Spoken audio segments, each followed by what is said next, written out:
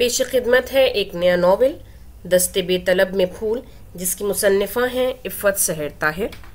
سامعین سے گزارش ہے کہ جنہوں نے اب تک ہمارے چینل کو سبسکرائب نہیں کیا وہ پلیز ہمارے چینل کو سبسکرائب کر دیں اور اس ویڈیو کو لائک شیئر ضرور کریں۔ آپ کا ایک لائک اور آپ کا ایک کمنٹ ہمارے اس چینل کے لیے بہت فائدہ مند ہے۔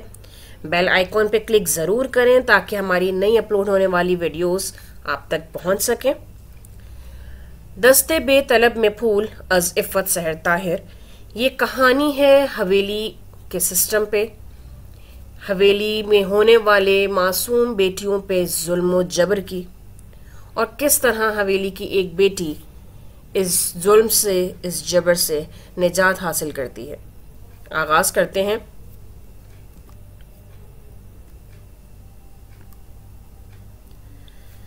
آج سے 12 سال پہلے جب بڑی آپا کی شادی ہوئی تب وہ فقط 8 سال کی تھی۔ اسے اس شادی میں کچھ ادھورے پن کا احساس تو ہوا، مگر اس قدر ذہنی شعور ہی نہیں تھا کہ وہ تمام صورتحال سمجھ سکتی۔ خوبصورت قیمتی لباس اور ڈھیروں زیورات سے لدی پھدی بڑی آپا کوئی حور لگ رہی تھی۔ پھر شادی ہو گئی، مگر نہ تو بارات آئی اور نہ ہی دلہا۔ بڑی آپا بھی کہیں نہیں گئی، بس اپنے کمرے سے ودا ہو کر پچھلے دالان والے کمرے میں منتقل ہو گئی۔ اسے بڑی آپا سے بہت محبت بھی تھی، اور چونکہ وہ سب سے چھوٹی تھی اس لیے بڑی آپا کا پیار اس کے لیے بالکل ایک ماں کا سا تھا۔ دالان والے کمرے میں منتقل ہونے کے بعد سے تو جیسے آپا سارے رنگوں کو، خوشبوؤں کو، آئینے کو بھول ہی گئی تھی۔ سفید لباس پہنے، خود کو سفید ہی دوپٹے میں چھپائے، وہ ہر وقت قرآن پاک کھولے بیٹھی رہتی۔ کبھی جو اس کی کسی بات پر ہنسنا شروع کرتی تو ہنستی ہی چلی جاتی، اور کبھی جو ان پر وحشت طاری ہوتی تو پھر ان کی چیخیں پوری حویلی میں گونجا کرتی۔ تب وہ خوفزدہ ہو کر وہاں سے بھاگ آتی۔ پھر وقتاً فوقتاً بڑی آپا کی چیخیں رات کو بھی گونجنے لگیں تو اس نے ان کے پاس جانا چھوڑ دیا۔ حویلی کی نوکرانیوں سے اس نے دبے دبے الفاظ میں سنا تھا کہ بڑی آپا پر کسی بہت طاقتور جن کا سایہ ہو گیا ہے۔ تب وہ اور خوفزدہ ہو گئی۔ دن، مہینے اور پھر سالوں بیت گئے۔ وہ بانگ پن اور خوبصورتی جو کبھی بڑی آپا کی شخصیت سے جھلکتی تھی، وہ مزید نکھر کر اب شہر گل کی ذات میں سمٹ آئی تھی۔ بڑی آپا اب بے حد بدل گئی تھی۔ پورے گوٹھ کی عورتیں ان سے دم کروانے اور تعویذ لینے کے لیے آتی تھیں۔ ہر وقت دالان میں عورتوں اور بچوں کا ہجوم رہتا تھا۔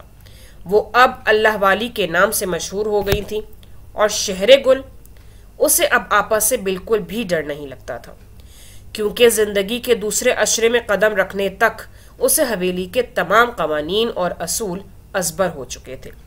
اسے اچھی طرح پتہ چل گیا تھا کہ حویلی کی لڑکیاں زرق برق لباس پہن کر، زیورات سے لدی پھدی ہونے کے باوجود حویلی سے رخصت کیوں نہیں ہوتی تھیں۔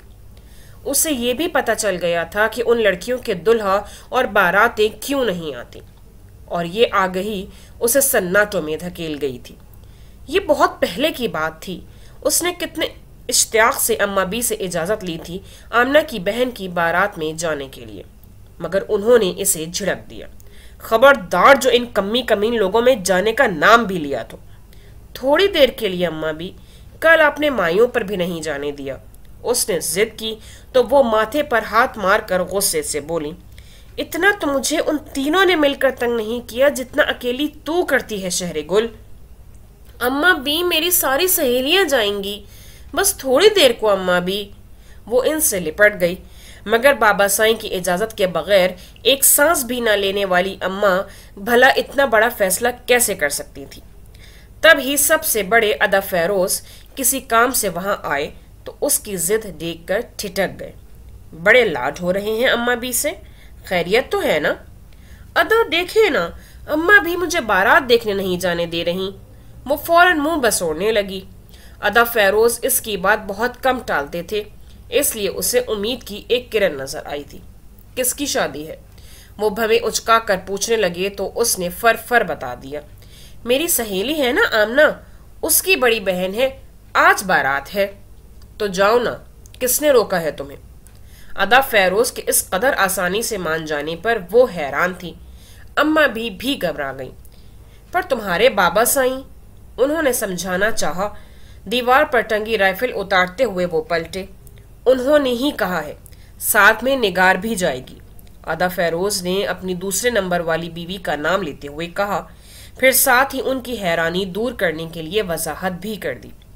الیکشن سر پر ہیں اماں بھی، ان کمین لوگوں کو مٹھی میں رکھنے کے لیے بہت سے حربے آزمانے پڑتے ہیں۔ نور دین خود بابا سائیں کے پیر چھونے آیا تھا کہ آ کر اس کی دھی کے سر پر ہاتھ رکھ دیں، اسی لیے انہوں نے اجازت دی ہے۔ تھوڑی دیر کے لیے یہ دونوں ہو آئیں گی تو ہمارا نام ہو جائے گا۔ یہ نچلی ذات کے لوگ تو اسی سے خوش ہو جاتے ہیں۔ وہ جو کچھ کہہ رہے تھے تب شہر گل کے پلے نہیں پڑا تھا۔ اسے تو اسی خوشی نے بحال کر دیا تھا کہ وہ پہلی بار گوٹھ کی کسی شادی میں شرکت کرنے والی تھی۔ تب اسے پتا چلا کہ شادی کیسے ہوتی ہے۔ آمنہ کی بڑی بہن دلہن بنی اتنی اچھی تو نہیں لگ رہی تھی، مگر خوشی نے اس کے چہرے پر دل فریب سے رنگ بکھیرنے رکھے تھے۔ ڈھول باجوں کے ساتھ بارات آئی تو نگار بابی کے ساتھ صرف ایک وہی تھی جس نے پردے میں رہ کر دلہا اور باراتیوں کو دیکھا تھا۔ اس کے اندر عجیب سی الجھن سر اٹھانے لگی، اور اس روز اس نے گھر آ کر اماں بی سے بڑی آپا کے شوہر کے متعلق استفسار کیا تو ان کا رنگ فخ ہو گیا۔ اس کے ہونٹوں پر ہاتھ رکھ کر انہوں نے اسے کمرے میں گھسیٹ لیا تھا۔ کیا بکواس کر رہی ہو؟ سچی اماں بی، نوری کا شوہر گھوڑے پہ بیٹھ کے آیا تھا، اور پھر آمنہ بتا رہی تھی کہ وہ نوری کو جاتے ہوئے ساتھ لے جائے گا۔ بڑی آپا تو کہیں نہیں گئی، وہ معصومیت سے بولی تو انہوں نے اب کی بار اسے 72 لگا دیا۔ خبردار جب کبھی یہ بکواس کی ہو تو، وہ پاک بی بی ہے، اسے ان فضول باتوں سے کیا واسطہ؟ وہ ان کے انداز پر روحانسی ہو گئی۔ مگر ان کی شادی تو ہوئی تھی اماں بی۔ ہاں ہوئی تھی، مگر ان کمین لوگوں کی طرح نہیں، بلکہ قرآن مجید کے ساتھ۔ اس کے حلق سے سرگوشی ہی نکل پائی تھی۔ ہاں بڑی نصیبوں والی ہے وہ، اللہ کا خاص کرم ہوا ہے اس پر۔ دیکھا نہیں پورے گوٹ کی عورتیں مرید ہیں اس کی، اللہ والی کہتی ہیں سب اسے۔ اللہ نے اتنی شفا رکھ دی ہے میری دھی کے ہاتھ میں۔ اماں بی کے انداز میں تفاخر سا سمٹ آیا تھا، وہ خوف زدہ سی تھی۔ پر اماں بی، گوٹ کی سب لڑکیوں کے تو دلہا آتے ہیں، ان نیچ لوگوں سے میری دھی کا کیا مقابلہ؟ وہ سب تو اس کے قدموں کی خاک بھی نہیں۔ اور پھر اماں نے اسے آئندہ اس موضوع پر بات کرنے سے سختی سے منع کر دیا۔ لیکن وقت گزرنے کے ساتھ اسے حویلی کا ہر پوشیدہ راز معلوم ہوتا چلا گیا۔ پردوں والی گاڑی میں اسکول اور پھر کالج جانے تک اس کے اور سچائی کے درمیان کوئی پردہ نہیں رہا تھا۔ اس کے سامنے روتی بلکتی سیماب اور گلناز کا حق بخشوا دیا گیا تھا۔ یوں چھوٹے چچا کی حویلی کے پچھلے کمرے بھی پاک کمرے اور اللہ والیوں کے کمرے کہلائے جانے لگے تھے۔ پھپھی حسنہ کی اکلوتی اور خوبصورت بیٹی رحمہ کو چچا کے سب سے چھوٹے بیٹے سے بیاہ دیا گیا تھا، جو ابھی محض 5 برس کا تھا اور رحمہ کو آپا کہہ کر بلاتا تھا۔ وہ شہر گل کی ماموزاد نگین تھی، اس کی عزیز ترین سہیلی، جس کے دکھ نے اسے پہرو رلایا تھا۔ وہ ادا سالار کی تیسری بیوی بن کر حویلی میں آئی تھی۔ ظلم سا ظلم تھا کہ خود ادا سالار کی سب سے بڑی بیٹی نگین اور شہر گل کی ہم عمر تھی۔ وہ گھنٹوں بڑی آپا کی گود میں سر رکھے نگین شاہ کے دکھ پر روتی رہتی تھی۔ اپنے انجام کے خیال نے اس کی آنکھوں میں ایک خوف سا بھر دیا تھا۔ سب کی تقدیریں اللہ لکھتا ہے، کسی کو اپنے مستقبل سے متعلق کچھ خبر نہیں ہوتی، مگر حویلی کی تمام لڑکیوں کو لگتا تھا کہ ان کی تقدیر حویلی کے مردوں کے ہاتھ میں ہے۔ وہ جب جی چاہیں کسی کی بھی زندگی کا فیصلہ کر ڈالتے تھے۔ بڑی آپا میرے لیے دعا کیا کریں، میں ایسی زندگی نہیں گزار سکتی۔ بڑی آپا آپ دعا کریں کہ آپ کی شہر گل کی قسمت میں ایسا کوئی پاک کمرہ نہ ہو، پلیز بڑی آپا۔ خوف اور دہشت کے مارے اسے کئی روز تک بخار چڑھا رہا۔ نگین کا رویہ اس قدر حوصلہ شکن تھا کہ شہر گل ششدر رہ گئی۔ نگی تو مجھ سے کیوں ناراض ہو، میں نے تو کچھ نہیں کیا۔ وہ آنکھوں میں آنسو لیے اپنی صفائی پیش کر رہی تھی، مگر نگین تو جیسے زمانے بھر کی تلخیاں گھول کر پی گئی تھی۔ میں پہلے ہی بہت عاجز آ چکی ہوں، مجھے اور تنگ مت کرو۔ میرا کیا قصور نگی، ہم سب کی تقدیر میں یہ لکھ دیا گیا ہے۔ اللہ نے ہمیں رہنے کے لیے پوری دنیا دی ہے، مگر اس حویلی کے مکین ہماری زندگیوں کو ایک کال کوٹری میں مقید کر دینا چاہتے ہیں۔ یہ حویلی ہماری راتوں کو ہذیانی چیخوں سے گونجتی رہے گی اور پچھلے کمرے آباد ہوتے رہیں گے۔ قرآن مجید جیسے عظیم اور پرجلال کتاب کی حرمت کو اس قبیح رسم کے ذریعے مسخ کرنے والوں پر عذاب الہی نازل کیوں نہیں ہوتا؟ جس بیٹی کی تعظیم ہمارے رسول عربی صلی اللہ علیہ وآلہ وسلم نے ہمیشہ کی، اسے انہی کی امتیوں نے قابل تضحیق بنا دیا ہے۔ کوئی کیوں اس شرمناک فعل کے خلاف آواز نہیں اٹھاتا؟ وہ بلک رہی تھی، مگر نگین تو جیسے پتھر ہو چکی تھی۔ تم تو خوش ہونا، تمہیں کس بات کا دکھ ہے؟ زندگی میری برباد ہوئی ہے، سولی پر تو میں چڑھی ہوں، تمہاری زندگی میں تو کوئی سالار نہیں آیا۔ نگین کے زہر خند انداز نے اسے ساکت کر ڈالا۔ نگین، دفع ہو جاؤ یہاں سے، تم سب ایک جیسے ہو، بیٹیوں کا کاروبار کرنے والے۔ وہ اپنا قابو کھو چکی تھی۔ شہر گل اٹھ کر بڑی آپا کے پاس آ گئی۔ اسے لگ رہا تھا جیسے اس کا دل غم کی شدت سے پھٹ جانے والا ہو۔ بڑی آپا، آپ تو اللہ والی ہیں، مجھ پر کوئی دم درود پھونکے، کوئی تعویذ کریں تاکہ میں بھی اندر سے مر جاؤں، بے حس ہو جاؤں، مجھے کوئی ظلم نہ لگے، میں بھی حویلی والوں کے پاؤں چھو کر ان کی تعظیم کروں، میرے اندر سر پٹکتی بغاوت دم توڑ دے، میں بھی صبر و خاموشی کے ساتھ ان کمروں میں سے ایک کمرہ آباد کر دوں۔ دعا کریں بڑی آپا، آپ تو اللہ والی ہیں۔ وہ بلک رہی تھی، بکھر رہی تھی اور اپنی لاڈلی شہر گل کے دکھ کو بہت شدت سے محسوس کرتے ہوئے بہت عرصے بعد بڑی آپا کی آنکھوں کی زمین پر بھی برسات کا موسم اتر آیا تھا۔ اپنی طرف سے بہت جلدی کرتے ہوئے بھی وہ بمشکل ٹائم پر تیار ہو کر ناشتے کی میز پر پہنچا تو بابا جان ہاسپٹل اور ماما اسکول جانے کو تیار بیٹھی تھی۔ وہ زوردار آواز میں سلام کرتا کرسی گھسیٹ کر بیٹھ گیا۔ کس قدر بری نیند ہے تمہاری اویس؟ تمہیں تو ہفتے کو اگر کہیں جانا ہو تو جمعے کے روز سے ہی اٹھانا شروع کر دینا چاہیے۔ ماما کے انداز سے ہی لگ رہا تھا کہ وہ اسکول کی پرنسپل ہے۔ شکر کرو زرین کہ تمہارے اسکول میں نہیں پڑھتا، بابا جان نے ہنس کر کہا تو وہ ناشتے سے ہاتھ روک کر انہیں گھورنے لگا۔ بابا جان، آپ بھی ڈھنگ سے ناشتہ کرو، کیوں حلق تک بھر رہے ہو؟ ماما کی نظر اس کے ہر عمل پر تھی۔ ٹائم دیکھیں آپ، اور مجھے ان 3 گھنٹوں میں نہ صرف واپس لاہور پہنچنا ہے بلکہ یونیورسٹی بھی جانا ہے۔ وہ یوں کہہ رہا تھا جیسے دیر ہونے کی ساری ذمہ داری انہی کے سر پر ہو۔ ہاں بیٹا جی، آپ تو فجر کے ٹائم سے ہی تیار ہو بیٹھے تھے، میں نے ہی لوریاں دے دے کے دوبارہ سلا دیا ہے نا؟ ماما نے طنز کیا۔ وہ بے بسی سے بابا جان کو دیکھنے لگا۔ انہوں نے اس کی نظروں کا مفہوم سمجھ کر فوراً دونوں ہاتھ اٹھا کر مدد سے انکار کر دیا۔ دیکھو بھائی، مجھے تو خود تمہاری ماں نے سدھار رکھا ہے، اس لیے تم بھی خاموشی سے سن لو۔ چلو بھائی جلدی کرو، باہر ڈرائیور کب سے تیار کھڑا ہے۔ بابا جان نے ٹائم دیکھ کر اسے احساس دلایا تو وہ جلدی جلدی چائے کے گھونٹ بھرنے لگا۔ بابا جان نے راستے میں اترنا تھا، اس لیے وہ ان کے ساتھ جا رہے تھے۔ وہ اٹھ کر ماما کے آگے جھک گیا۔ انہوں نے بہت محبت سے اس کا رخسار اور پھر ماتھا چوما تھا۔ خیال رکھا کرو اپنا۔ ڈونٹ وری ماما، بہت خیال رکھتا ہوں اپنا۔ آدھے گھنٹے سے پہلے تو آئینے کے سامنے سے ہٹتا ہی نہیں ہوں۔ وہ انہیں بازو کے گھیرے میں لیے شرارت سے کہہ رہا تھا۔ بابا جان، میں نے آپ سے لاہور شفٹ ہونے سے متعلق کہا تھا، کچھ سوچا آپ نے؟ وہ ان کی طرف متوجہ ہوا تھا۔ وہ اسے دیکھ کر مسکرا دیے، پھر نفی میں سر ہلا دیا۔ وہ حیران ہوا، مگر کیوں؟ بڑے شہر کے بہت مسائل ہوتے ہیں اویس، ابھی تم نے عملی زندگی میں قدم نہیں رکھا، اس لیے کچھ نہیں جانتے، اور پھر اس چھوٹے سے شہر نے ہمیں اتنی عزت دی ہے، وہ ہم کیسے چھوڑ سکتے ہیں؟ اب زمانہ بہت بدل گیا ہے بابا جان، وہ انہیں قائل کرنے والے انداز میں کہہ رہا تھا۔ زمانہ نہیں بدلتا بیٹا، لوگ بدل جاتے ہیں، رویے بدل جاتے ہیں، ہمارے سوچنے سمجھنے کے انداز بدل جاتے ہیں۔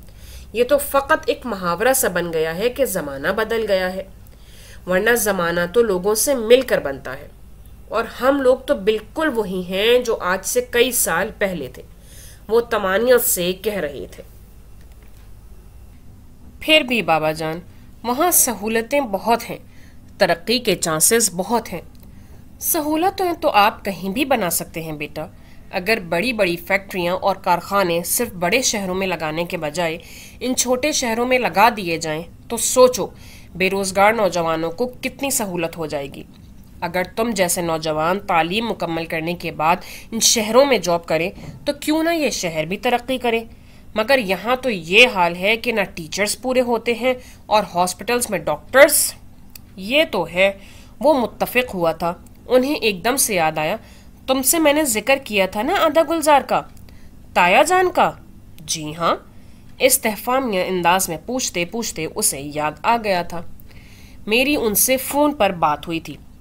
اچھا، کیا کہہ رہے تھے؟ اس کی آواز میں کوئی تاثر نہیں تھا۔ پہلے تو کافی ناراض ہوتے رہے مگر پھر ان کا موڈ قدرے بہتر ہو گیا تھا۔ وہ مسکرا رہے تھے۔ بابا جان، اب آپ ان سے رابطہ کیوں استوار کرنا چاہ رہے ہیں جبکہ آپ کی اپنی ایک لائف ہے؟ اس کی آنکھوں میں الجھن سی سمٹ آئی تھی۔ حویلی کے تمام اصول و قواعد کی کہانیاں وہ بچپن سے ماما اور بابا جانی کی زبانی سنتے آ رہا تھا۔ بابا جان نے ماما کے ساتھ اپنی پسند سے شادی کی تھی اور پھر ماما سے کیے وعدے کو ایفا کرنے کے لیے خاطر حویلی کی روایت کے مطابق کسی کزن سے شادی نہیں کی تھی۔ اسی وجہ سے انہیں برادری بدر کر دیا گیا تھا۔ حویلی کے کسی لڑکے کا لڑکی سے اور لڑکی کا لڑکے سے شادی سے انکار کرنا لڑکی کی موت اور لڑکے کو برادری سے نکال دینے کے قابل جرم تھا۔ اور اب اتنے لمبے عرصے کے بعد جب تینوں بچے جوان ہو چکے تھے، بابا جان کو جانے کیوں اپنا خاندان یاد آنے لگا تھا۔ درخت چاہے کتنا ہی اونچا، کتنا ہی مضبوط کیوں نہ ہو جائے بیٹا، جڑوں کے بغیر کچھ بھی نہیں ہوتا۔ اسی طرح انسان بھی کتنی ہی ترقی کیوں نہ کر لے، کہیں بھی کیوں نہ بس جائے، اس کا خاندان اس کا حوالہ ہوتا ہے۔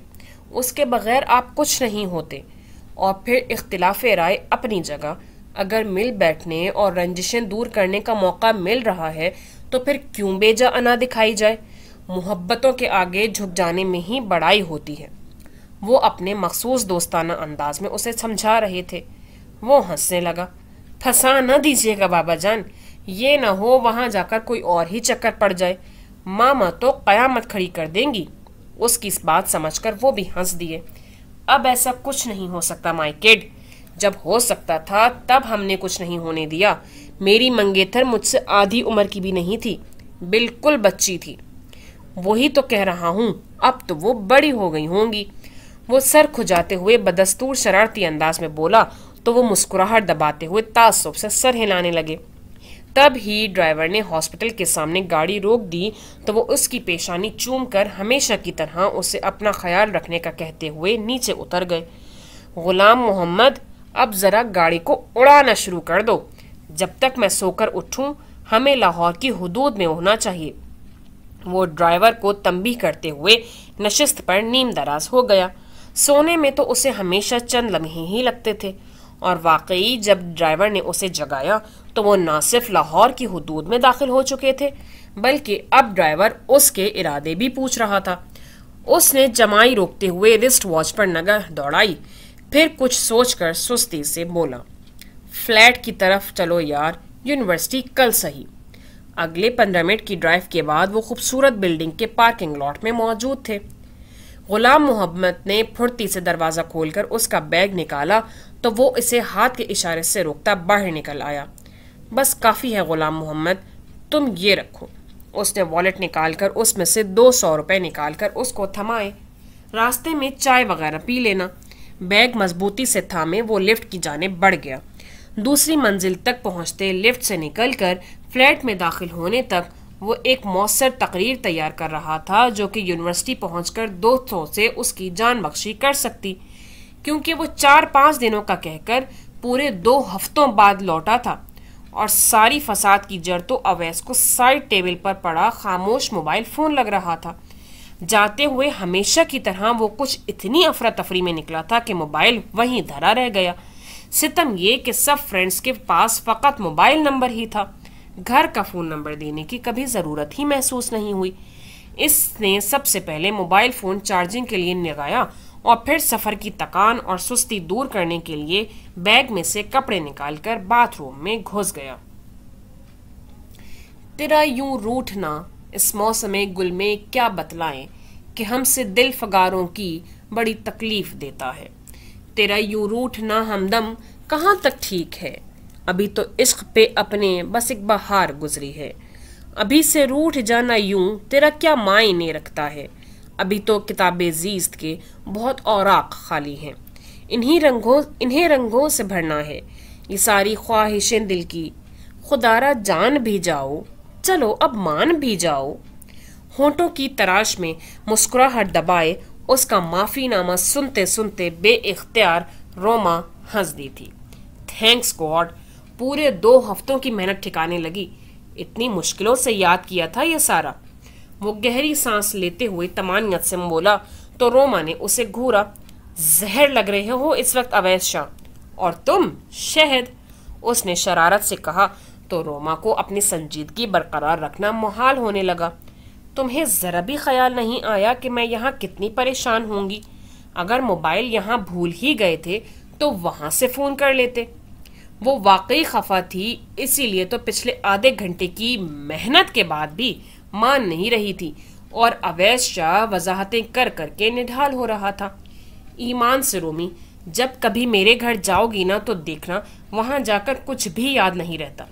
وہاں محبتوں کا جادو پھیلا ہے، اور پھر ماما اور بابا کی بات الگ، حارث اور ہم نہ آئے ہوئے تھے، وہ تو اپنے علاوہ کچھ اور سوجنے ہی نہیں دیتے۔ پتہ نہیں کیسے 2 ہفتے گزر گئے بھائی۔ روما کی ہاتھوں میں تحیر سمٹ آیا۔ وہ دانت پیس کر غصے سے بولی، اتنی آسانی سے تم مجھے بھول گئے تھے؟ وہ گڑبڑا کر سیدھا ہو بیٹھا۔ یہ میں نے کب کہا؟ میں تو ان دونوں کی بات کر رہا تھا کہ اور کچھ سوجھنے ہی نہیں دیتے۔ اس نے وضاحت کی، پھر قدرے بے چارگی سے بولا، صبح سے عامر لوگوں کو وضاحتیں پیش کر رہا ہوں، اور اب تم مجھے خودکشی کی ترغیب دلا رہی ہو۔ تم بہت برے ہو اویس شاہ۔ وہ خفا بہت دل ربا لگ رہی تھی۔ اویس نے اس کے چہرے کو نظروں کی گرفت میں لیتے ہوئے مسکرا کر پوچھا، اس کا مطلب ہے کہ معافی ہو گئی؟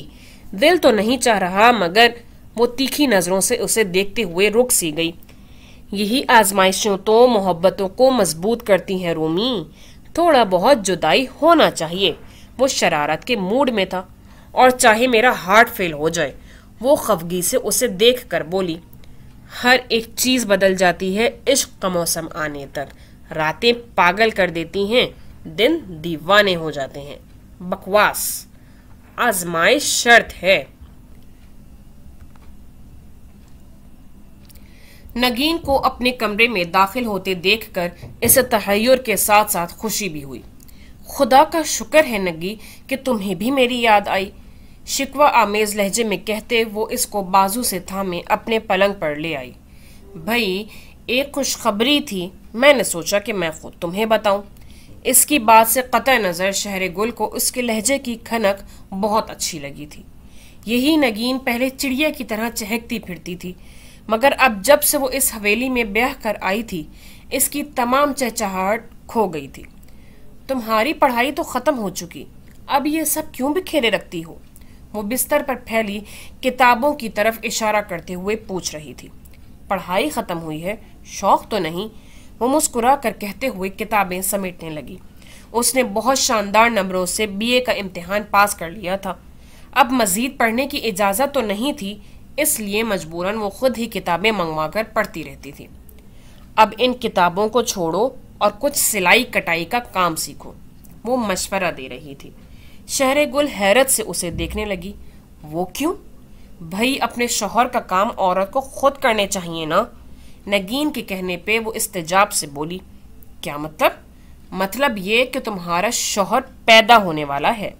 نگین بے حد اطمینان سے بولی تو شہر گل نے اسے ششدر ہو کر دیکھا۔ وہ بڑے مزے سے اس تک خوشخبری پہنچا رہی تھی۔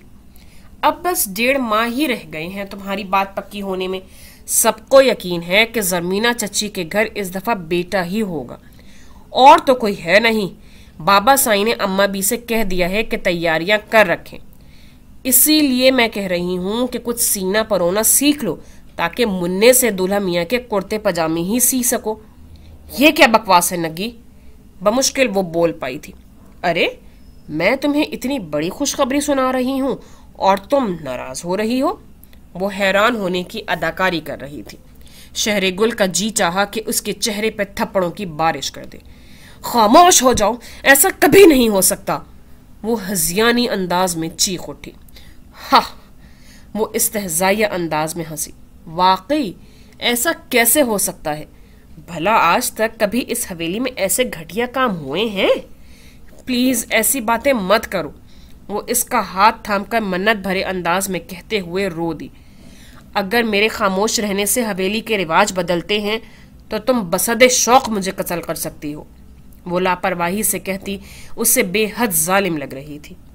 مگر تم اچھی طرح جانتی ہو کہ اس حویلی کے قانون تمہارے باپ نے بنائے ہیں، اپنے آباء و اجداد کی روایات کو زندہ رکھنے کے لیے، اور سارا خاندان اس میں بخوشی جکڑا ہوا ہے۔ جائیدادیں پھل پھول رہی ہیں، خاندان سے باہر شادی کرنا زنا کے برابر سمجھا جاتا ہے، مگر صرف لڑکیوں کے لیے، اور لڑکے اگر اپنی پسند کی غیر برادری کو اٹھا بھی لائیں تو وہ مردانگی ہے۔ اعلیٰ نسل کے گھوڑے دے کر کسی کو نوکرانی خرید لینا تو بہت عام سی مثال ہے اس حویلی میں، اور تمہیں تو خوش ہونا چاہیے کہ 20 سالوں کے بعد تمہارا شوہر جوان ہو جائے گا اور تم سے تو صرف 20 سال ہی چھوٹا ہوگا۔ میری جیسی قسمت تو نہیں نا کہ بس راکھ میں چنگاریاں ڈھونڈتی رہو۔ اس کا لہجہ بلکنے لگا، کرلانے لگا، مگر اس کی آنکھوں میں انجام بہت تسکین دے رہا تھا۔ ڈوبتی کشتی میں اسے اپنے ساتھ پا کر بہت طمانینت کا احساس ہو رہا ہو۔ اس نے نگین کی باتوں کو کسی وقتی دورے کا اثر خیال کر کے خود کو طفل تسلیاں دی، مگر اگلے چند دنوں میں اسے پتہ چل گیا کہ یہ ایک دل خراش حقیقت ہے، اور بڑے چچا کی متوقع اولاد اگر بیٹا ہوا تو اس سے شہر گل کا رشتہ جڑنے والا تھا۔ وہ سنتے ہی ڈھہ گئی تھی۔ انہوں نے چڑھ کر فون پٹخا تھا۔ زرین ٹھٹک گئی۔ خیریت؟ موصوف کلام پہنچے ہوئے ہیں اور ابھی مزید 6-7 روز تک آنے کا کوئی ارادہ نہیں۔ یہ سب آپ کی چھوٹ کا رزلٹ ہے۔ اب اتنی بھی کیا دوستی ہے؟ تو بیٹا ہی نا، ذرا لگامیں کھینچ کے رکھیں تو گھڑی کی سوئی سے ادھر ادھر نہ ہو۔ مگ میں چائے ڈال کر ان کی طرف بڑھاتے ہوئے زرین نے ہمیشہ کی طرح صاف گوئی کا مظاہرہ کیا۔ خیر، میں نے اس سے سیدھا حویلی پہنچنے کو کہہ دیا ہے، کچھ دن تو ہم بھی وہاں رہیں گے۔ انہوں نے بات فوراً لپیٹ دی تو زرین مسکرا دی، پھر انہیں یاد دہانی کروائی۔ حارث اور ہمنا تو بس 3-4 روز کی چھٹیاں لے کر آ رہے ہیں، ان کے ایگزام سر پہ ہیں۔ مقصد تو حویلی والوں سے ملنا ہے نا، انہیں واپس بھجوا دیں گے۔ اتنے لمبے عرصے کے بعد جا رہے ہیں، میں تو ضرور وہاں ٹھہروں گا۔ وہ بے حد خوش تھے اور زرین انہیں دیکھ کر خوش تھیں۔ اب خدا کرے کہ وہ لوگ مجھ سے بھی رویہ ٹھیک رکھیں۔ شوق تو مجھے بھی بہت ہے آپ کا گوٹ اور حویلی دیکھنے کا۔ زرین کی بات پر وہ مسکرا دیے۔ کچھ بھی نہیں ہوگا، جب ادا نے رضامندی ظاہر کر دی ہے تو مطلب یہی ہے کہ وہ پچھلی سب باتوں کو بھول چکے ہیں۔ اس سے پتہ چلتا ہے کہ حویلی کی روایات بہت بدل چکی ہیں۔ خدا کرے ایسا ہی ہو۔ حارث اور ہمنا کب آ رہے ہیں؟ انہوں نے بات پلٹی۔ میرے اندازے کے مطابق تو رات 8-8:30 بجے تک انہیں یہاں ہونا چاہیے۔ ڈرائیور تو علیل صبح ہی چلا گیا تھا۔ وہ رسٹ واچ پر نظر دوڑاتے ہوئے بولے۔ ہمنا اور حارث دونوں ہی اسلام آباد میں پڑھ رہے تھے۔ ہمنا ان کی طرح میڈیکل لائن میں تھی، جبکہ حارث کو کمپیوٹر انجینئر بننے کا شوق چرایا تھا۔ اسی لیے وہ دونوں ہاسٹلز میں مقیم تھے، جبکہ اویس سب سے بڑا تھا اور اپنی مرضی سے MBA کر رہا تھا۔ ہاسٹل اسے بھاتے نہیں تھے، اس لیے وہ لاہور میں اپنے ذاتی فلیٹ میں رہائش پذیر تھا۔ وہ حویلی جانے کا پروگرام بنا بیٹھے تو پتہ چلا کہ اویس دوستوں کے ساتھ شمالی علاقہ جات کی سیر کو نکل چکا ہے، جبکہ حارث اور ہمنا بھی بمشکل ہی آ پائے تھے، اور دونوں ہی حویلی اور گوشت دیکھنے کے خیال سے بہت پرجوش تھے۔ بلند و بالا اور شاندار سی حویلی اپنی تمام تر جاد و جلال کے ساتھ بے حد سرد دکھائی دے رہی تھی۔ زرین نے کن اکھیوں سے بہزاد شاہ کو دیکھا۔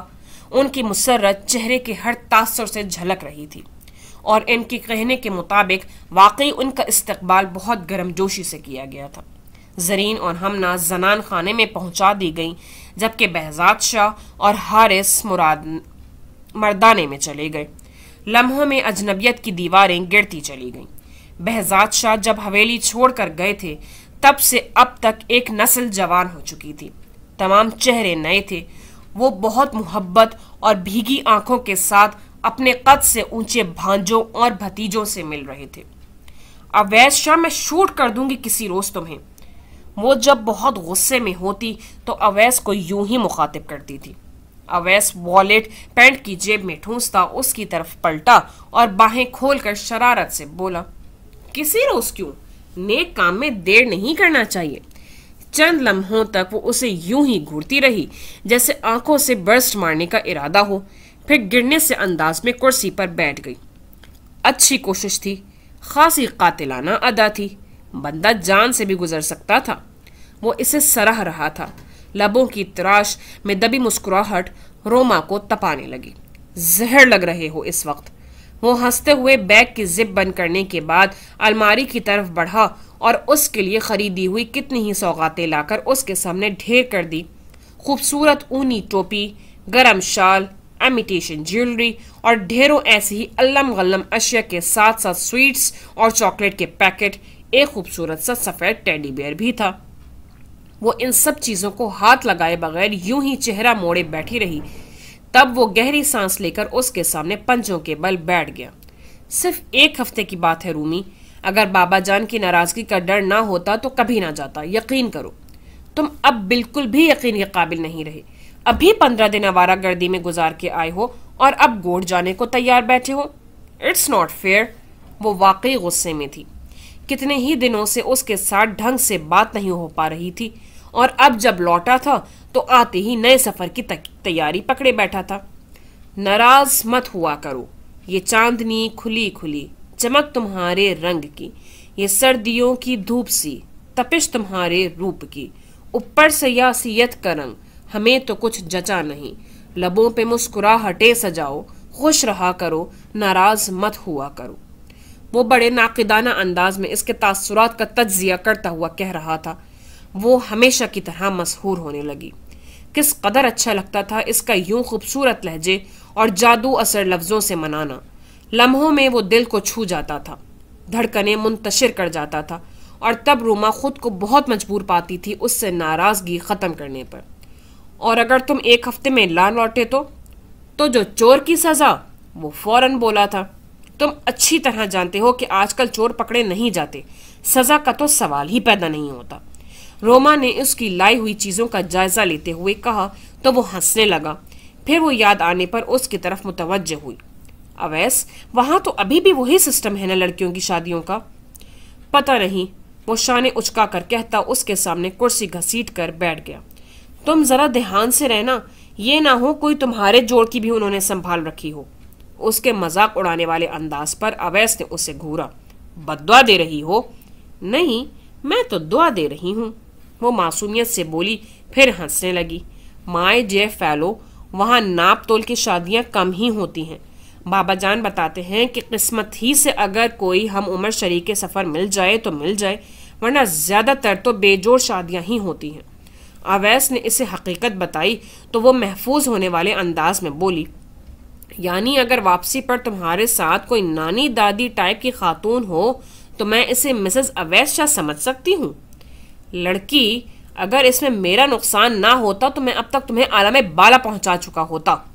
اویس نے اسے دھمکایا تو وہ ہنسنے لگی۔ ویسے رومی، میں خود بہت فیڈ اپ ہو چکا ہوں اس روٹین سے۔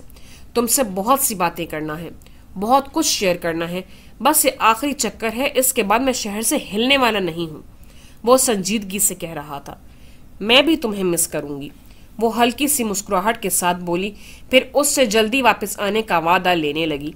تم بھی دھیان رکھنا، میرے آنے تک کہیں ادھر ادھر نہ ہو جانا، وہ معنی خیز انداز میں بولا تو اس کی بات سمجھتے ہوئے روما کی ہونٹوں پر ہلکی سی مسکراہٹ کھل گئی۔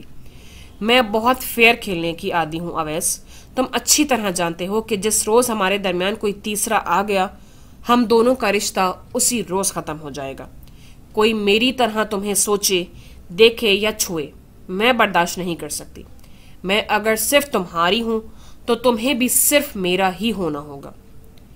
اتنی محبت کے باوجود تم اس تیسرے کو بیچ سے ہٹانے کی کوشش نہیں کرو گی؟ وہ بہت دلچسپی سے پوچھ رہا تھا۔ کچھ داغ کپڑے کے دامن پہ ہوں یا محبت کے دامن پر بہت پکا رنگ چھوڑ جاتے ہیں، اور مجھے داغدار چیزیں پسند نہیں۔ وہ بہت اطمینان سے اپنا مطمئن نظر واضح کر رہی تھی۔ وہ اس سے پوچھنے لگی، اگر میری طرف سے کوئی درمیان میں آ جائے تو تم کیا کرو گے؟ اس بیچ سے ہٹانے کی کوشش کرو گے یا بالکل بھی نہیں؟ وہ تیز لہجے میں اس کی بات کاٹ کر بولا۔ صاف ظاہر تھا کہ اسے روما کی بات سخت ناگوار گزری ہے۔ تم ہمارے درمیان کسی اور کو لائیں تو یہ میری محبت کی توہین ہوگی۔ سمجھ لو اسی پل ہمارا ساتھ ہمیشہ کے لیے ختم ہو جائے گا۔ تو پھر میں کیسے تمہارے نزدیک کسی کو برداشت کر سکتی ہوں؟ وہ اس کے ہاتھ پر اپنا ہاتھ رکھتے ہوئے دلکش مسکراہٹ کے ساتھ پوچھ رہی تھی۔ وہ گہری سانس لیتا مسکرا گیا۔ خدا کی پناہ بہزاد، اس قدر ظلم! حویلی کی عورتوں کا طرز زندگی زرین کو ششدر کر کے رہ گیا۔ خود بہزاد شاہ بھی بہت پشمردہ ہو رہے تھے۔ اس سے اچھی تو بھیڑ بکریاں ہوتی ہیں، قربانی تو ان کی ایک دن دی جاتی ہے، مگر جب تک زندہ رہتی ہیں اپنی مرضی سے رہتی تو ہے نا۔ اف میرے خدایا، کس قدر جہالت ہے یہاں! زرین کو یہ سب زمانہ جاہلیت کی باقیات لگ رہی تھیں۔ اتنی معصوم اور خوبصورت لڑکیوں کو سمجھے زندہ درگور کر رہے ہیں یہ لوگ۔ یہ مسلمان تو لگتے ہی نہیں ماما۔ مجھے ڈر لگنے لگا ہے اس حویلی سے۔ رات کو اتنا عجیب سا شور ہوتا ہے۔ ہمنا میڈیکل کے 3 سال میں تھی، فطری طور پر نڈر تھی، مگر حویلی کا سرد اور خاموش سا ماحول سب کے اعصاب پر اثر انداز ہو رہا تھا۔ اوپر سے یہاں کی روایات اور اصول سونے پہ سہاگا تھے۔ آپ تو کہتے تھے کہ یہاں سب کچھ بدل چکا ہوگا بہزاد، مگر یہاں تو ظلم اور بربریت کی حد ہے۔ زرین بے حد رنجیدہ تھی، ٹینشن کا شکار تھی۔ وہ خاموش ہو رہے۔ ادا گلزار کو کچھ کہنا آتش فشاں کو چھیڑنے کے برابر تھا۔ اس قدر وہ اپنے بزرگوں کی اقدار کو سینے سے لگائے رکھنے والے تھے۔ اس قدر پیاری بچیاں ناکردہ گناہوں کی سزا بھگت رہی ہیں۔ انہوں نے کہتے کہتے جھرجھری سی لی۔ کل دوپہر شیریں آپا مجھے پچھلی کوٹری میں لے گئی تھی۔ وہاں میں نے روہینہ کو دیکھا۔ بہزاد اللہ مجھے معاف کرے، وہ بالکل پاگل ہو چکی ہے۔ زنجیروں میں باندھ کے رکھا ہے انہوں نے اسے۔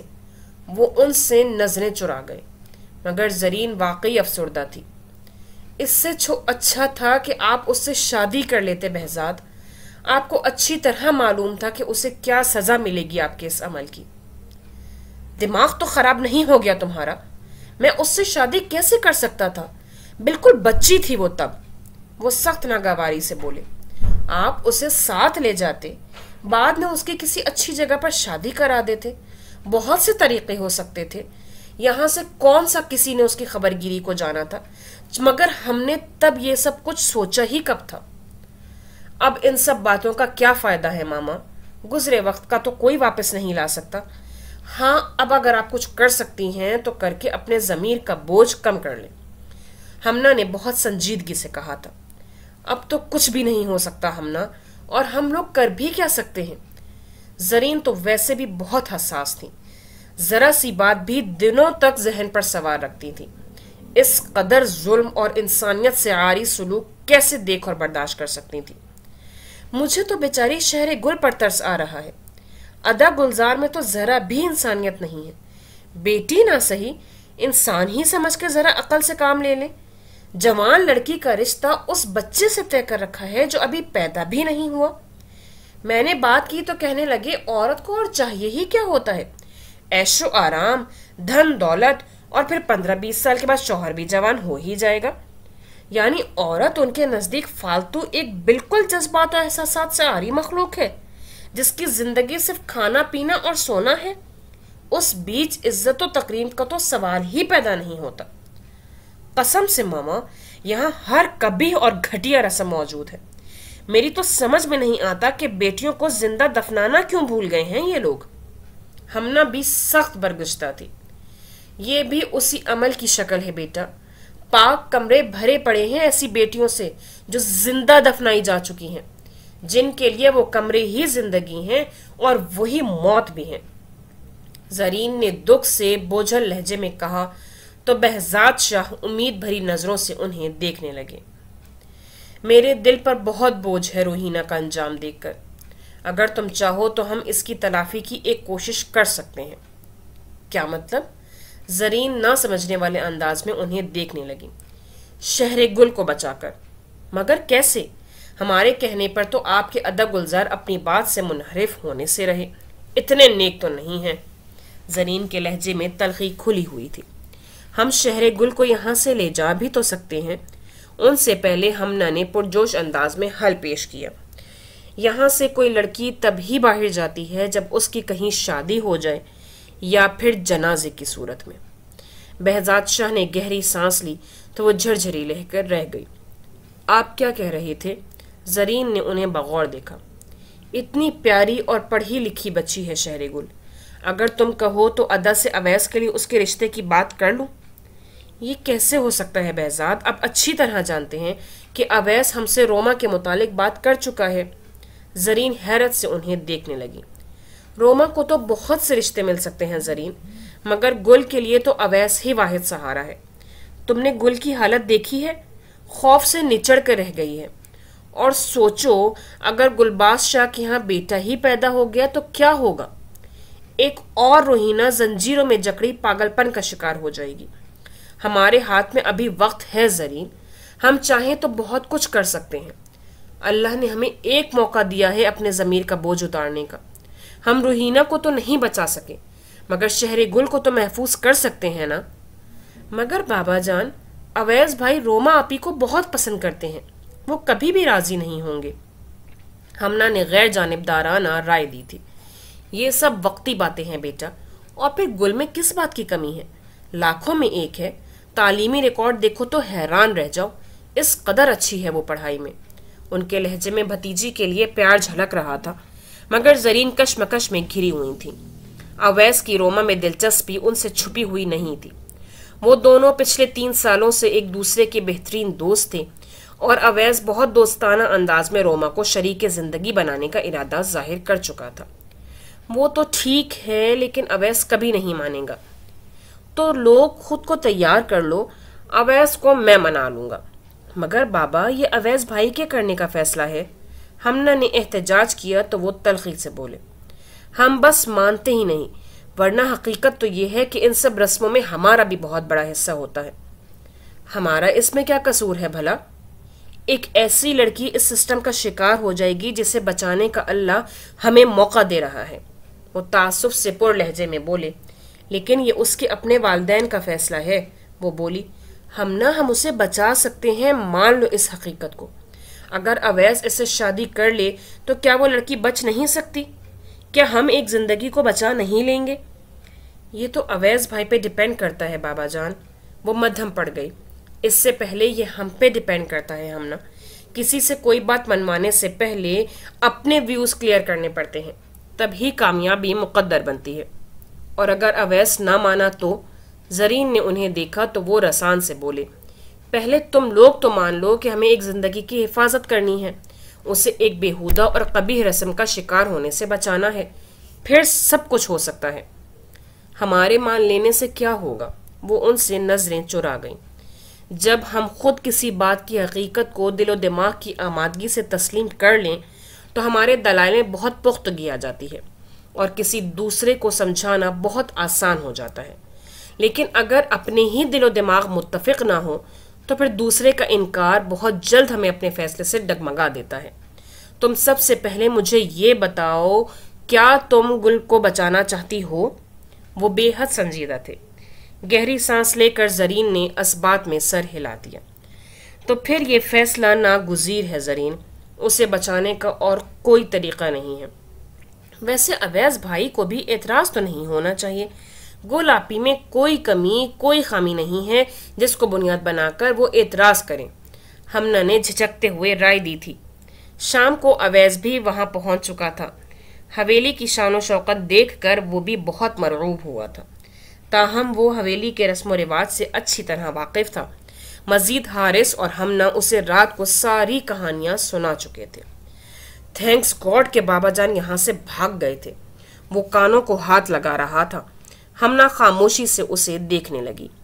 ابھی تو رات کو دیکھیے گا، کوئی نہ کوئی ضرور رونا یا چلانا شروع کر دے گا۔ مجھے تو 3 راتوں سے خوفناک خواب آ رہے ہیں۔ حارث بے چارگی سے کہہ رہا تھا، کسی کو ایک کمرے میں بند کر کے کہنا کہ یہ تمہاری ساری زندگی ہے، عیش کرو، کیا پاگل کر دینے کے مترادف نہیں ہے؟ ہمنا نے سنجیدگی سے پوچھا تو وہ متاسف لہجے میں بولا، یقین نہیں آتا یہ لوگ واقعی رسول کریم صلی اللہ علیہ وآلہ وسلم کی امت ہیں۔ میں تو یہاں کے مردوں کے ذہنی معیار کو دیکھ کر حیران ہو رہا تھا۔ انہوں نے زندگی میں عورت کا تو کوئی حصہ رکھا ہی نہیں ہوا ہے۔ آپ صلی اللہ علیہ وآلہ وسلم نے تو عورت کو نازک آبگینوں سے تشبیہ دی ہے حارث۔ یہ سب جو اس علاقے میں ہو رہا ہے امت مسلمہ کو زیب نہیں دیتا۔ اللہ کا شکر ہے کہ ہم 55 برس پہلے ہندوؤں سے الگ ہو گئے تھے، وگرنہ ہر وقت ہر مرد کی میت کے ساتھ ایک عورت بھی ستی ہو رہی ہوتی۔ اس قدر پکے رنگ ہیں ہمارے ذہنوں پر ان کی تہذیب کے کہ آزادی ہی نہیں، کم از کم جینے کا حق ملنا چاہیے عورت کو۔ اویس بہت سنجیدگی سے کہہ رہا تھا، اور قرآن کریم جیسی جاہو جلال اور عظمت والی کتاب کا یہ لوگ اس قدر غلط استعمال کر رہے ہیں کہ جہالت بھی منہ چھپائے پھرتی ہے۔ یہ صرف عورت کو بے بس کرنے کا ایک ذریعہ ہے۔ جب مقابل قرآن جیسی جاہ و حشمت والی کتاب ہوگی تو کون عورت مزاحمت کرے گی؟ اسی بے بسی کا تو یہ لوگ فائدہ اٹھاتے ہیں۔ کاش کہ کبھی یہ ظالم اس کتاب کو کھول کر بھی دیکھ لیں تو انہیں پتہ چل سکے کہ وہ اپنے آپ کو کس قدر خسارے میں ڈال رہے ہیں، خود اپنے آپ کو جہنم کا ایندھن بننے کے لیے تیار کر رہے ہیں۔ ہم سب کچھ تو مدد کر سکتے ہیں ان لوگوں کی۔ ہمنا نے استحفامیہ نظروں سے اسے دیکھا تو وہ گہری سانس لے کر تعصب سے بولا، کاش کہ ہم کچھ کر سکتے کسی کے لیے، مگر یہ بالکل ناممکن ہے۔ جب تک انہی میں سے کوئی آواز نہیں اٹھے گی تب تک یہ شرمناک رسومات جاری رہیں گی۔ شہر گل کو دیکھ کر وہ ساکت رہ گیا تھا۔ اس قدر مکمل حزن کی آمیزش لیے وہ اس قدر مکمل لگ رہی تھی کہ وہ ارد گرد کی پرواہ کیے بغیر کتنی ہی دیر اسے دیکھتا رہ گیا تھا۔ وہ زرین کو چائے دینے آئی تھی، وہیں اویس نے اسے دیکھا تھا۔ یہ شہر گل ہے، تمہارے تایا جان کی سب سے چھوٹی بیٹی۔ اس کے جانے کے بعد زرین نے قدر توقف کے بعد اسے بتایا تو وہ ستائش بھرے انداز میں بولا، یہ تو بہت خوبصورت ہے ماما، گریجویشن کر چکی ہے، بہت سویٹ نیچر ہے اس کی۔ ان کے مزید بتانے پر اویس نے متاثر ہونے والے انداز میں بھویں اچکائی تھیں، پھر ہنس کر بولا، اگر رومانہ نہ ہوتی تو میں یقیناً اس کے لیے آپ لوگوں سے جنگ لڑتا۔ واقعی یہ اسی قابل ہے۔ انہوں نے سر ہلا کر تائید کی، پھر تعصب سے بولی، مگر اس کے ساتھ بھی ایک بہت بڑی ٹریجڈی ہو رہی ہے۔ وہ استحفامیہ نظروں سے انہیں دیکھنے لگا۔ ابھی اس کے چچا کے ہاں اولاد نہیں ہوئی، مگر اس کا رشتہ اس ہونے والے بچے سے طے کر دیا گیا ہے۔ واٹ؟ اویس کو جھٹکا لگا تھا۔ تب ہی بہزاد شاہ اندر داخل ہوئے تو اویس کو دیکھ کر مسکرا دیے۔ کیا ہو رہا ہے بھائی؟ یوں ہی، بس ادھر ادھر کی باتیں۔ آپ کہاں تھے صبح سے؟ زرین نے ان سے پوچھا تو وہ بولے، میں ادا کے پاس تھا، چند ضروری معاملات سلجھانے تھے، کچھ جائیداد وغیرہ کا مسئلہ تھا، مگر میں نے کہہ دیا ہے کہ مجھے کچھ نہیں چاہیے، اللہ کے فضل سے ہر نعمت ہے ہمارے پاس۔ اچھا کیا آپ نے، پتہ نہیں کتنی بد دعائیں پل رہی ہیں اس زمین و جائیداد کی بنیادوں میں۔ زرین نے ان کے فیصلے کو سراہا۔ بابا جان، آپ کو پتہ بھی ہے کہ تایا جان نے اپنی بیٹی کی قسمت کا کیا فیصلہ کیا ہے؟ اویس کی نظروں میں وہ حسن مجسم گھوم رہا تھا۔ کون سی بیٹی کی بات کر رہے ہو اویس؟ یہ حویلی ایسی بیٹیوں سے بھری ہوئی ہے، ان سب فیصلوں کو یہ لوگ قسمت مانتے ہیں۔ ابھی تم نے ان حویلیوں کے پاک کمرے نہیں دیکھے اویس، تم تو فقط ایک لڑکی کے دکھ پر دکھی ہو رہے ہو، یہاں بیسیوں ایسی ہی زندگی گزار رہی ہیں، زنجیروں میں جکڑی پاگل پن کی حدوں کو چھوتی، راتوں کو ہسٹیریکل انداز میں چیختی زندگیاں۔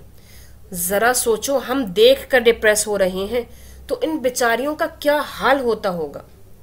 بابا جان، آپ تو سمجھا سکتے ہیں تایا جان کو۔ وہ واقعی سن کر دکھی ہونے لگا تھا۔ جنہیں اسلام اور قرآن کچھ نہیں سمجھا سکا، ان کے دلوں پر لگی مہروں کو میں کیسے مٹا سکتا ہوں؟ وہ بے دلی اور شکستگی سے کہہ رہے تھے۔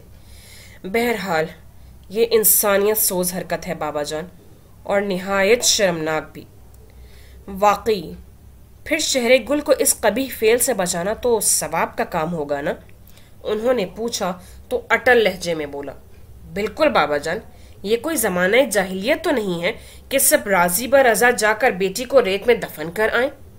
تو پھر ہم گل کو یہاں سے لے جا سکتے ہیں، وہ سنجیدگی سے کہہ رہا تھے۔ اویس کے ہونٹوں پر مسکراہٹ سی چمک اٹھی۔ آف کورس بابا جان، اس طرح وہ اس سسٹم کا شکار ہونے سے تو بچ ہی جائے گی۔ تو پھر تم گل سے شادی کر لو، وہ دفتن بولے تو وہ ششدر سا انہیں دیکھنے لگا۔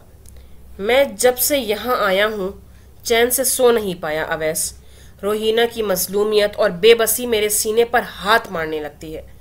سب کو نہیں تو جس کی استطاعت ہے ہم اسے تو بچانے کی کوشش کر سکتے ہیں نا۔ وہ حد درجہ مزمحل تھے۔ اویس بمشکل بول پایا تھا، آئی ایم سوری بابا جان، مگر میں یہ نہیں کر سکتا۔ مگر تمہیں کرنا ہے اویس، میری خاطر نہیں بلکہ انسانیت کی خاطر۔ زندگی کھیل نہیں ہوتی بابا جان، اور آپ اچھی طرح جانتے ہیں کہ میں کیا چاہتا ہوں۔ وہ ابھی تک بے یقینی کی زد میں تھا۔ تم جو چاہتے ہو وہ بے شک کر لینا، مگر میری بات کبھی مان رکھ لو۔ ان کی بات پر وہ تعصب سے چند لمحوں تک انہیں دیکھتا رہا، پھر قدرے طنزیہ لہجے میں بولا، آپ میں بھی خالص شاہوں والی ہلکا سا ٹچ ہے بابا جان، مگر میں دو شادیاں نہیں کر سکتا، یہ میری فطرت نہیں ہے۔ اسے پروٹیکشن کی ضرورت ہے اویس، اور اس کا ایک یہی حل ہے۔ زرین نے کہا تو وہ تلخی سے بولا، یہ میری زندگی ہے ماما، اور یہ انتہائی اہم فیصلہ ہے جو میں بہت پہلے کر کے آپ کو بتا چکا ہوں۔ تم اسے پیپر میرج سمجھ لو اور بس۔ یکلختی بہزاد شاہ نے کہا تو وہ استجاب سے انہیں دیکھنے لگا۔ یہ اسے یہاں سے نکالنے کی آڑ ہے، ایک واحد راستہ ہے، پھر ہم گل کی زندگی کا کوئی بہت اچھا فیصلہ کر دیں گے اس کی مرضی اور منشا کے مطابق۔ وہ بے حد آس سے اسے دیکھ رہے تھے۔ اٹس امپاسبل بابا جان، میں نہیں کر سکتا یہ۔ وہ اٹل انداز میں انکار کر رہا تھا۔ ان کے چہرے پر سرخی پھیلنے لگی۔ اسی شام اس نے واپسی کے لیے سامان باندھنا شروع کر دیا تھا، جب بہت خائف سا حارث اس کے پاس چلا آیا۔ بھائی جان آپ کیوں جا رہے ہیں؟ دل نہیں لگا یار، تمہیں کیا پریشانی ہے؟ وہ شرٹ طے کر کے رکھتے ہوئے ٹھٹکا۔